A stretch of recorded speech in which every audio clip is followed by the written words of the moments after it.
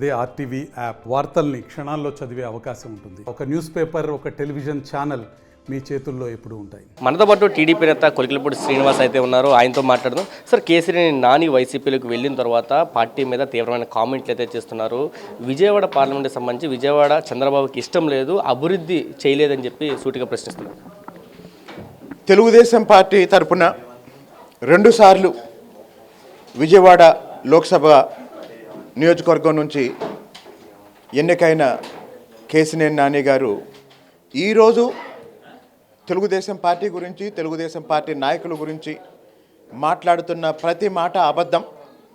మరి ఆయన ఎందుకు మాట్లాడుతున్నాడు అంటే, ఈరోజు వైఎస్ఆర్సీపీలో చేరిన తర్వాత జగన్మోహన్ రెడ్డి గారికి దగ్గర అవ్వాలన్నా, జగన్మోహన్ రెడ్డి గారిని తృప్తిపరచాలన్నా, లేదా వైఎస్ఆర్సీపీలో తన ఉనికిని అందరికీ చూపించుకోవాలన్నా ఆయనకున్న ఒకే ఒక మార్గం ఏంటంటే తెలుగుదేశం పార్టీని, ముఖ్యంగా చంద్రబాబు నాయుడు గారిని దూషించటం.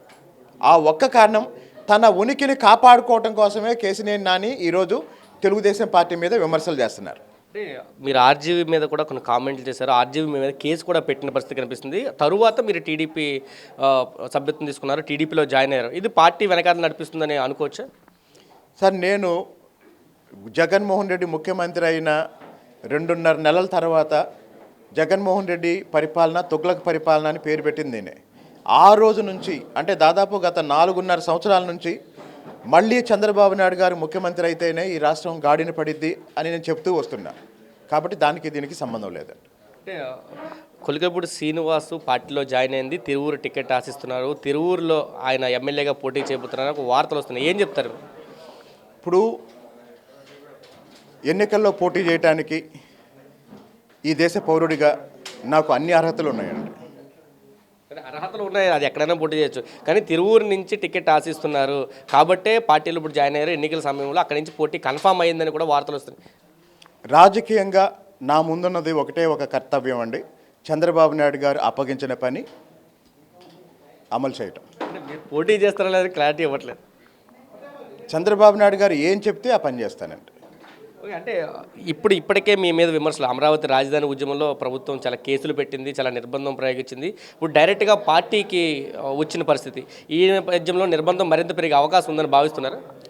వాస్తవానికి జగన్మోహన్ రెడ్డి వల్ల నష్టపోయిన, మోసపోయిన అన్ని వర్గాల ప్రజలు వివిధ రూపాల్లో ఈ ప్రభుత్వం మీద పోరాటం చేస్తున్నప్పుడు ఆ ప్రజల గొంతుని అణచివేయటానికి ప్రభుత్వం చేసిన ఒకే ఒక పని పోలీస్ కేసులు. దాదాపు గత 5 సంవత్సరాలుగా 60,000 మంది తెలుగుదేశం పార్టీ కార్యకర్తలు, నాయకుల మీద కేసులు పెట్టింది. కానీ ఏ కేసుకు కూడా ఎవరు భయపడలేదు. భయపెట్టాలని ప్రభుత్వం ప్రయత్నం చేసింది, కానీ కార్యకర్తలు ఎవరు భయపడలేదు. మరి దాదాపు 4-5 సంవత్సరాలుగా భయపడని కార్యకర్తలు ఇంకో 2 నెలలు ఉండే జగన్మోహన్ రెడ్డికి భయపడతారు అని జగన్మోహన్ రెడ్డి అనుకుంటే అది ఆయన భ్రమ.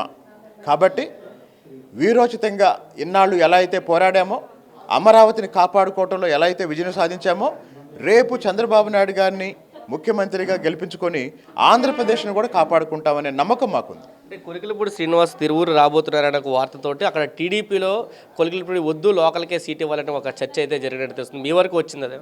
ఇప్పుడు టిక్కెట్లు పోటీ చేయడం అనేది పార్టీ నాయకత్వ నిర్ణయం. పార్టీ నాయకత్వ నిర్ణయం ప్రకారం పనిచేయటం ఒక కార్యకర్తగా నా బాధ్యత, అంతే. ఇది చెప్తున్నారు. పూర్తిగా పార్టీ ఎక్కడ నిర్ణయిస్తే అక్కడి నుంచి తన పోటీలో ఉంటానని చెప్తున్నారు. మరొక పక్క ప్రభుత్వం ఎన్ని నిర్బంధాలు ప్రయోగించినా ఖచ్చితంగా నిర్బంధాలు ఎదిరించి ముందుకు సాగుతాం, జగన్మోహన్ రెడ్డిని అధికారంలో దించడమే లక్ష్యంగా పనిచేస్తానంటూ శ్రీనివాస్ చెప్తున్నారు. కెమెరా పర్సన్ నానితో కలిసి సురేంద్ర, ఆర్టీవీ, విజయవాడ నుంచి. మరిన్ని వీడియోస్ కోసం ఛానల్ ని సబ్స్క్రైబ్ చేయండి, లేటెస్ట్ అప్డేట్స్ కోసం వాట్సాప్ ఛానల్ ని ఫాలో చేయండి, అండ్ లింక్ డిస్క్రిప్షన్ లో ఉంది.